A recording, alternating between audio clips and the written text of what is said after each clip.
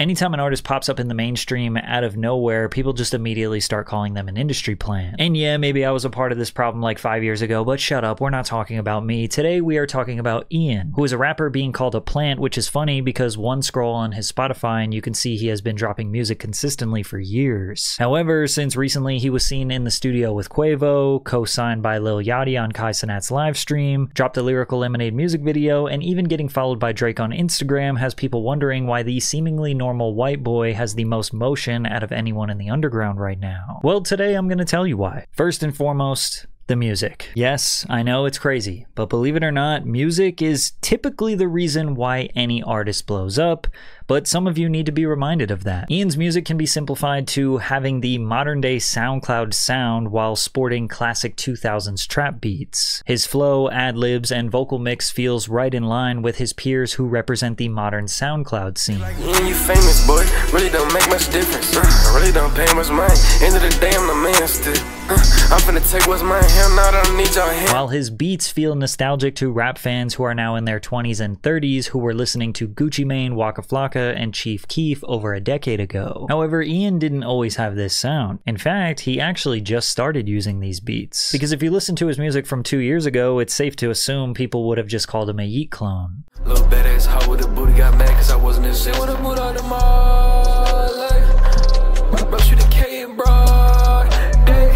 Ian started off as a producer, making beats for various upcoming artists. Then around 2022, he began experimenting with becoming a performer himself. And if you listen, he was clearly just trying to find his sound, taking inspiration from the guys who have been popping for the past couple of years. During this experimental growth stage, he gained a few thousand followers on SoundCloud. But it wasn't until 4 months ago when he dropped the song Wimbledon that everything seemed to click. Sliding in that alley, weaving traffic, dodging feds. $100,000 tennis bracelet, Roger Fed, fully automatic, my little bro like Roger. Sure, the ad-libs are reminiscent of Yeat, but the beat style, bouncy flow, and vocal cadence allows him to be 3% different. The late and great Virgil Abloh was famous for his 3% rule. He believed that a creative only has to add a 3% tweak to a pre-existing concept in order to generate a cultural contribution deemed innovative. This is extremely common in the business world as well. Take Shark Tank, for example. You know the show where entrepreneurs are supposed to come on and pitch the most innovative business ideas to the world?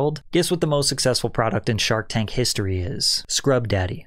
A fucking sponge shaped like a smiley face. How do you make a sponge 3% different? Turn it into a smiley face. $670 million in revenue. These days, artists are using the 3% rule to blow up their music. And I go into extreme detail about the 3% rule in my weekly music marketing newsletter. If you sign up today using the link in the description, I will teach you how to implement this strategy into your music so you can easily gain more streams and grow a strong fan base. And after you sign up, every single week, I will send you realistic music marketing strategies that will make you 10 steps ahead of the millions of artists you are competing with. Just type in tunedin.marketing in your browser or just click the link in the description. And you also get a 25% discount if you sign up yearly instead of monthly. But I got some bad news. Ian is white. I'm just kidding. But it definitely is an important part of his brand. You see, the white rapper curse has existed forever. And it's basically that they're perceived as corny, lame, having no swag, or non-womanizing. You know, having all of the opposite characteristics of a traditional rapper, and people can't take them seriously because of that. Every white rapper has had to deal with this label. Eminem, Mac Miller, Post Malone, Jack Harlow, MGK, Macklemore, G-Eazy, Lil Dicky are just some of the biggest names. Now for some artists like Mac Miller, it may have been a little unfair. Like he was just a college kid making some backpack raps. Maybe some of his bars were cheesy at the time, but he was just representing the life he actually lived, and he eventually evolved into an amazing artist. G-Eazy, Jack Harlow, and MGK don't really make their whiteness a part of their brand. They just exist, and if you think that they're corny, that's fine, but they never really wanted you to think that, nor did they try to kind of lean into that. And a lot of people genuinely did not know that Yeat was white, probably because he rarely showed his face. Now, I don't know this for sure, but I kind of feel like Yeat tried to hide his face to avoid unfair judgment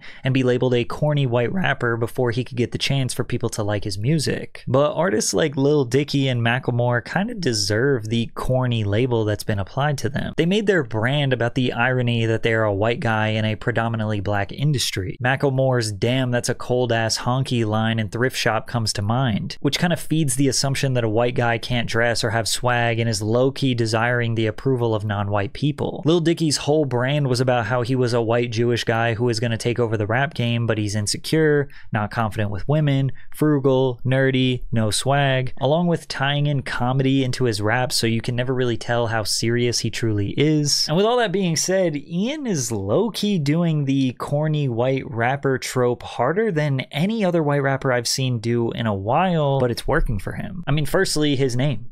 Ian, the most vanilla and unassuming white guy name of all time. Second, his social media content. All of his videos on Instagram and TikTok convey this awkward, nonchalant white dude. He's usually wearing a basic fit, like a white t-shirt and sweatpants, leaning into the trope of a regular white guy who isn't trying or just can't dress. But then you have commenters ironically saying that he has so much aura. Like this video of him drinking espresso with his legs crossed and wearing Uggs perfectly describes his marketing strategy. He strategically conveys the life of the most regular white guy ever while dropping insanely fire trap music. His From the Block performance, which at this point is a rite of passage for any rapper coming up, did not feature him on the block, but rather at a nice family dinner where his mother, grandmother, father, and friends are sipping wine and enjoying a beautiful summer afternoon while he raps about shooting ops and rocking designer clothes. His debut album, Valedictorian, implies that he is an extremely successful high school or college graduate, while the cover shows him in a peaceful suburb rocking the most stereotypical frat boy outfit in existence, which is also referencing a popular meme, so he's kind of leaning into like, I'm a corny white guy. And I mean, if Lil Dicky did this, or Mac Miller, or Yeat, Netspend, Max the Demon, Joey, Dom Corleo, people would just call them so corny and they would be laughed off the internet. So why is it working for Ian? Well, I'm not going to shout industry plant, because that is not what's happening. However, he was signed to one of the greatest A&Rs of this generation,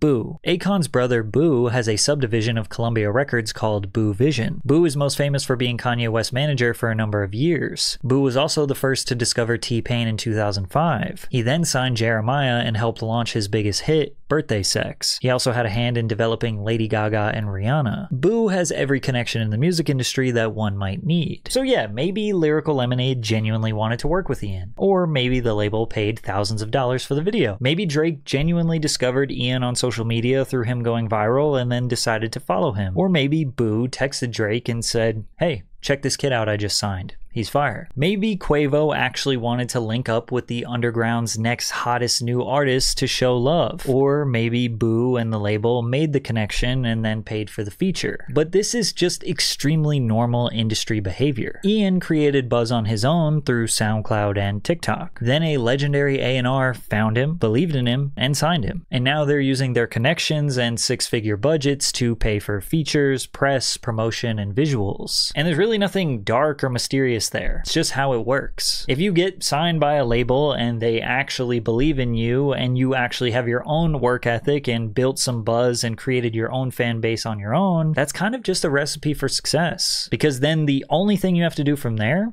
is just make good music, because that's really what it all comes down to in the end. Personally, I like Ian's music. It's probably because the beat selection is nostalgic for me, and during my middle school and high school years, I was listening to trap artists that were using these type of beats, and that's also when I developed my love for rap and trap. Because when analyzing who's hot in the repetitive trap music world, it kind of just comes down to it factor. You either have it or you don't, and Ian has it.